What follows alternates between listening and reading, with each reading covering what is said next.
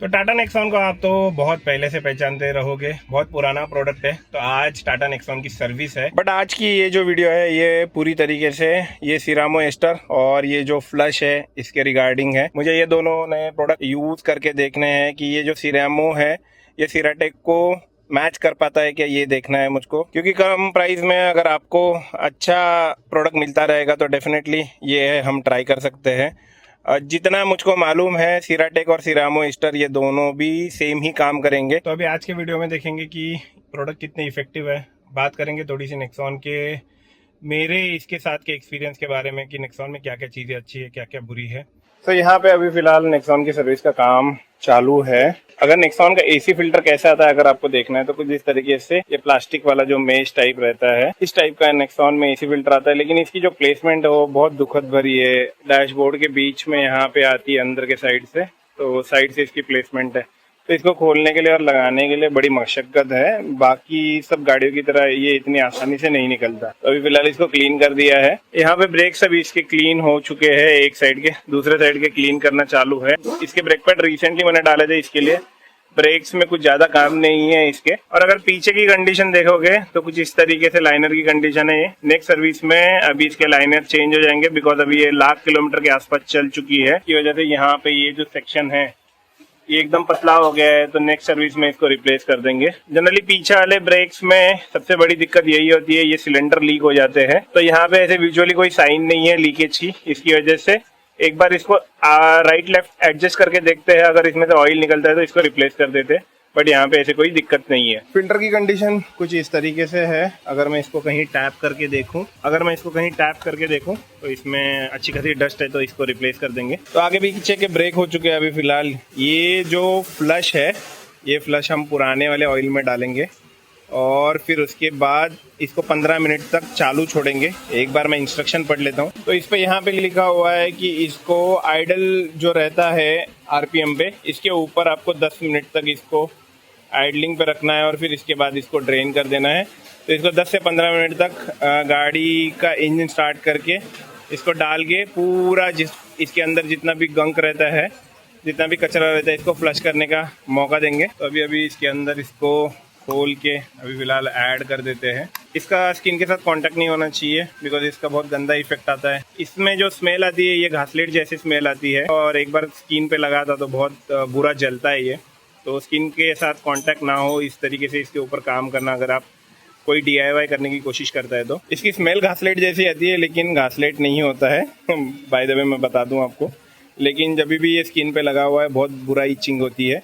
तो इसके लिए थोड़ा इसके साथ काम करते टाइम थोड़ा अच्छे से काम कीजिए। तो फिलहाल अभी इंजन चालू करके इसको 10-15 मिनट के लिए ऐसे ही आइडल पे छोड़ देंगे।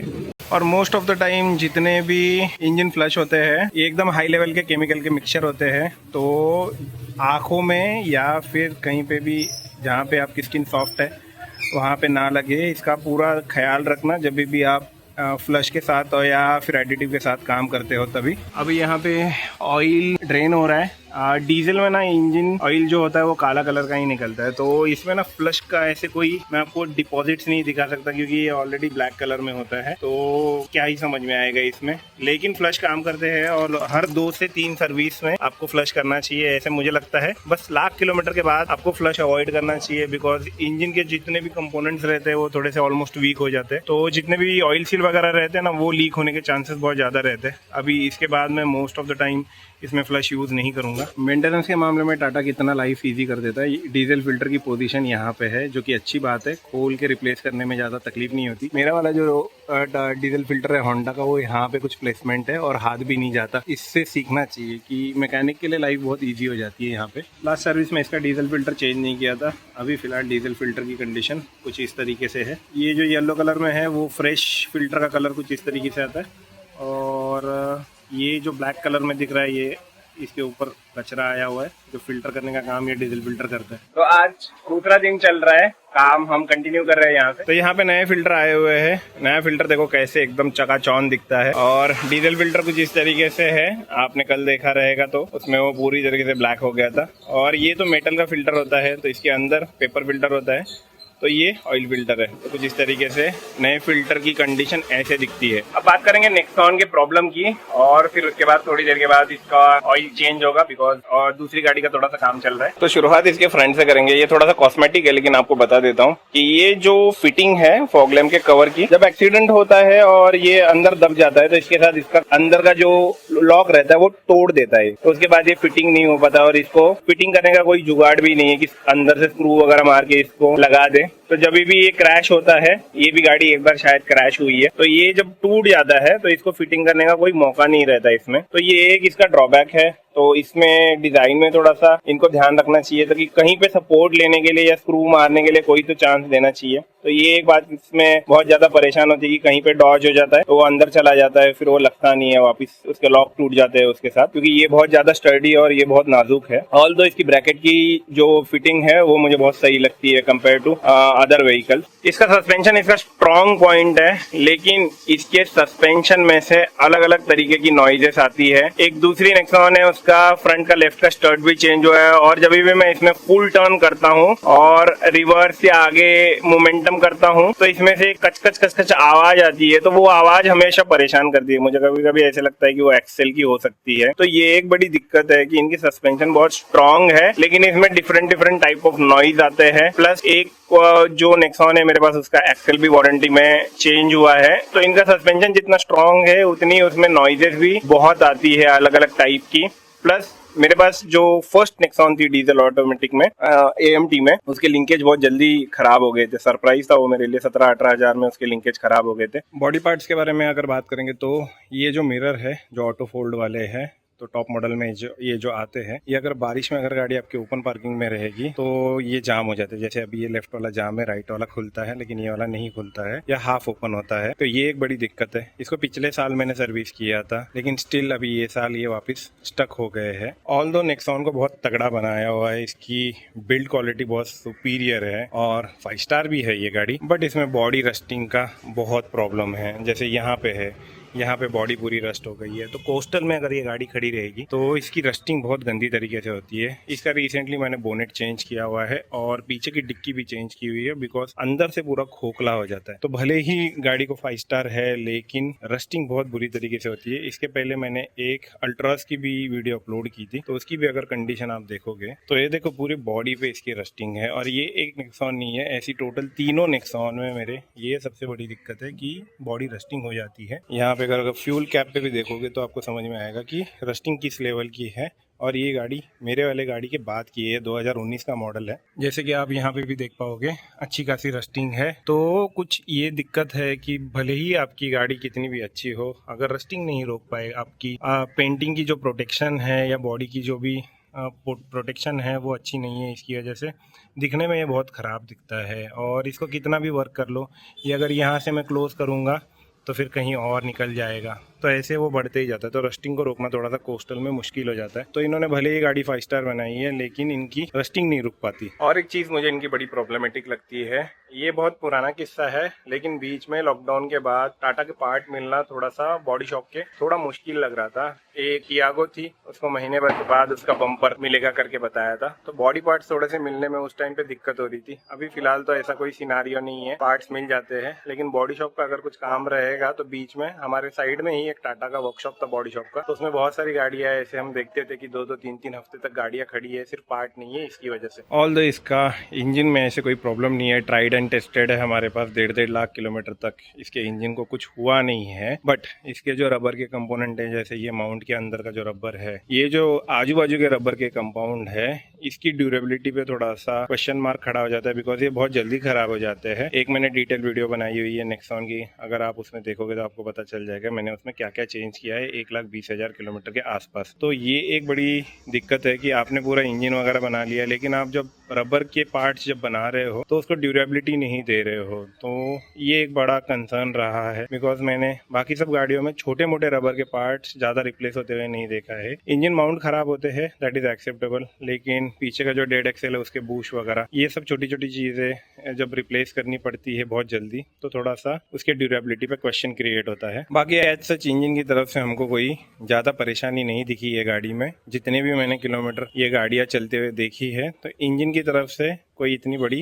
दिक्कत नहीं आती, जो कि एक अच्छी बात है। गाड़ी के अंदर की तरफ आओगे इंटीरियर में, तो इसका जो ये सिस्टम है इसमें बहुत सारे बग्स थे स्टार्टिंग में, और बहुत सारे अपडेट के बाद फिर ये अभी थोड़ा थोड़ा स्टेबल चलता है। बट इसका जो पूरा इंफोटेनमेंट सिस्टम है इसमें, ये गाड़ी में तो नहीं लेकिन बाकी सब गाड़ियों में मैंने बहुत सारे सॉफ्टवेयर रिलेटेड इशू देखे हुए हैं। एसी के बारे में इसके बात करेंगे। इसकी जो एसी है ये, इसमें छोटे मोटे बहुत ज़्यादा प्रॉब्लम आते हैं। अभी ये सर की भी एक कंप्लेंट है कि एसी कूलिंग नहीं होता है, तो फिर थर्मोस्टेट इसका देखना पड़ता है या फिर सर्विस करनी पड़ेगी मुझे इसकी। दोनों में से कोई तो एक रेजोल्यूशन है। टाटा टियागो से मैंने शुरुआत की थी कि उसका थर्मोस्टेट 90,000 किलोमीटर के आसपास खराब हो गया था, तो फिर आइसिंग का इशू इसमें चालू हो जाता है। तो वो एक दिक्कत है कि जितने भी टाटा के यूनिट है, मतलब स्पेसिफिकली मैंने टाटा टियागो, टिगोर और नेक्सॉन में ये बात ज़्यादा फील की, बिकॉज मेरे पास नेक्सॉन ज़्यादा है, तो इनकी एसी की कंप्लेंट हमेशा रहती है। और सिस्टम भी ज़्यादा देर तक नहीं चलता, क्योंकि वो वाली गाड़ी जो सबसे ज़्यादा चली हुई है हमारे पास नेक्सॉन, उसका पूरा सिस्टम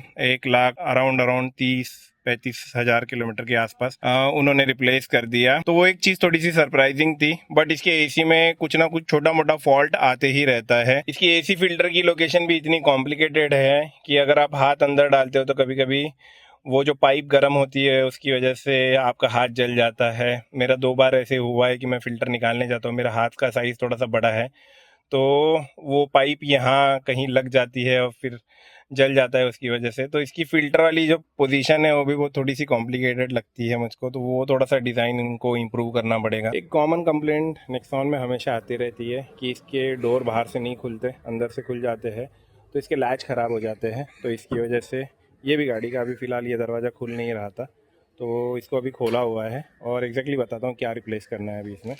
तो हमने ये लैच की असेंबली मंगाई हुई है, ये पूरा का पूरा लॉक सेट चेंज कर दूंगा। ये अभी फ़िलहाल तीसरी गाड़ी है, रिपेयर करके कुछ काम नहीं चलता, इसके लिए हम इसमें अभी डायरेक्टली ये जो केबल के साथ पूरा सिस्टम आता है लॉक का, इसको पूरा का पूरा रिप्लेस कर देंगे। तो अभी ये तीसरी गाड़ी है जिसमें ये पीछे के दरवाजे के लैच ख़राब हो जाते हैं। तो ये एक इसमें कॉमन कंप्लेंट है कि इसका अगर बाहर से दरवाज़ा नहीं खुलता है तो आप समझ जाओ आइदर ये जाम हो जाता है या फिर ये पूरा का पूरा जो सिस्टम है यहाँ से यहाँ तक, तो वो पूरा का पूरा लाइट चेंज कर दोगे तो ये प्रॉब्लम रिजॉल्व हो जाता है। टाटा ने पूरी गाड़ी बहुत अच्छी बनाई, लेकिन इसके हेडलाइट बहुत पुअर दिए हुए हैं। इसमें हाई बीम में भी एलईडी है अगर आप देखोगे तो, और इसके लो बीम में भी एलईडी है।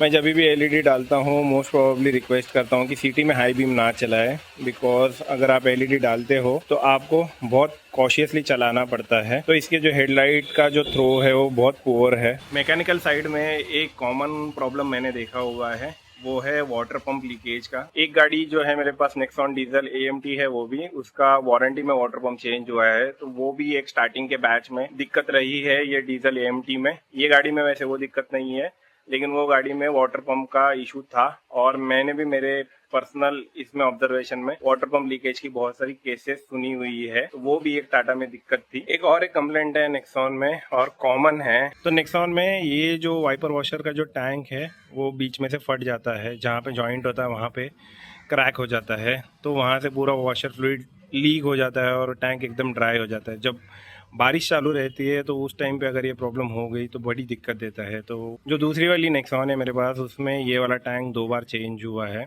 और बराबर वो जहाँ पे जॉइंट होता है प्लास्टिक वहीं पे वो कट जाता है।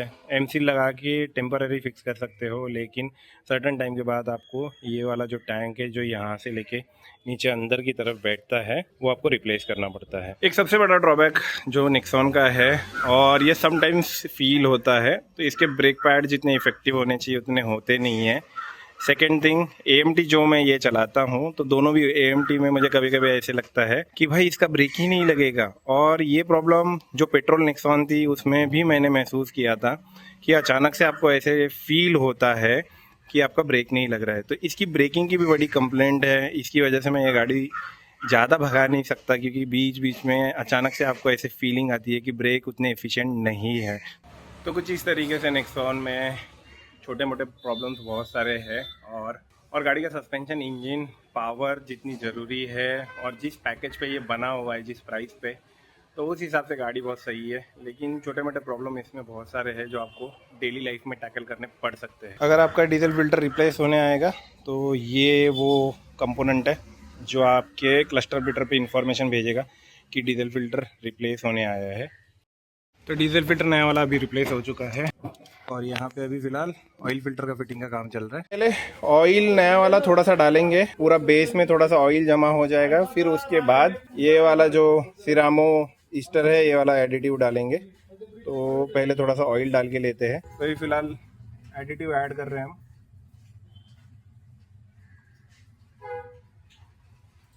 इसका कलर सिरेटिक की तरह नहीं है, थोड़ा सा पतला भी है ये, बट लेट्स सी, प्राइस भी इसकी थोड़ी कम ही है। तो बॉटल में जो बचा कुचा है उसमें थोड़ा सा ऑयल डाल के जो कुछ भी बचा कुचा रहेगा वो इसमें से निकाल लेते हैं। तो अभी बचा हुआ ऑयल जो है डालने के बाद पूरी लेवल चेक करेंगे।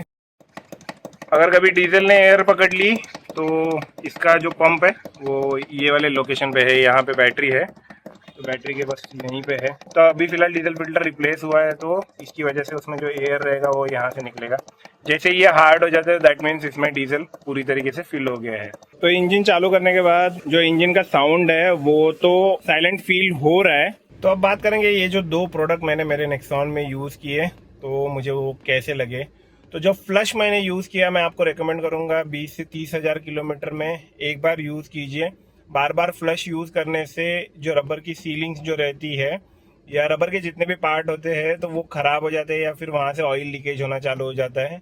ये प्रॉब्लम मैंने कॉमनली हुंडई में सबसे ज़्यादा फेस किया था। तो हुंडई में मैं कभी ज़्यादा फ्लश यूज़ नहीं करता अनलेस अनटिल वो दूसरी या तीसरी सर्विस हो। तो इतने इंटरवल के बाद आप यूज़ कर सकते हो। लाख किलोमीटर के बाद अगर आपकी गाड़ी एकदम आपने अप टू डेट रखी है जैसे हम रखते हैं या मैं मेरी गाड़ी रखता हूँ तो आप यूज़ कर सकते हो, जिसके ऑयल सील्स वगैरह रिप्लेस हो चुके हैं तो उस केस में आप फ्लश यूज़ कर सकते हो। तो इसका जो फ्लश का आउटपुट है वो मुझे बहुत अच्छा लगा बिकॉज जो क्लीनिंग हुई थी इंजन के अंदर से वो काफ़ी अच्छी थी। जब इंजन ऑयल देखा था तो जो जिस तरीके से मतलब इंजन ऑयल की कंडीशन थी तो ऐसे लग रहा था कि भाई अंदर की पूरी क्लीनिंग हो चुकी है। तो अगर आपको ये फ्लश यूज़ करना है तो आप डेफिनेटली यूज़ कर सकते हो। थोड़ा सा कॉस्टली है कंपेयर टू कैस्ट्रॉल और एक प्रोडक्ट है उसके कंपेयर देखोगे तो, लेकिन अच्छा है, मुझे रिजल्ट अच्छा लगा इसका। और सेकंड थिंग, ये जो सिरामो ईस्टर यूज़ किया मैंने मनोल की तरफ से, ये सिराटेक इतना गाढ़ा नहीं है। मतलब विजुअली जब मैंने देखा तो मुझे